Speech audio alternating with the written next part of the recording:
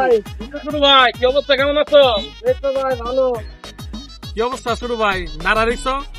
হ্যাঁ এমনি দাঁড়া আনিছি, আপনার গাড়িটা তো খুব ভালো লাগবে। এটা তো আসলে অনেক সুন্দর।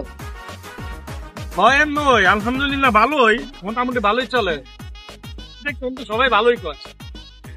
ভাই দেন না গাড়ি একটু চালা দেখি কেমন লাগে। বাইরে আমার গাড়ি তো আমি কেউ দেই না, বুঝছো না? এই গাড়ি শখের গাড়ি কেউ দেই না। ভাই না করলে আজকে আমাকে গাল নেই দিতা। এক সময় তো হইবো ভাই, আমরাও হইবো।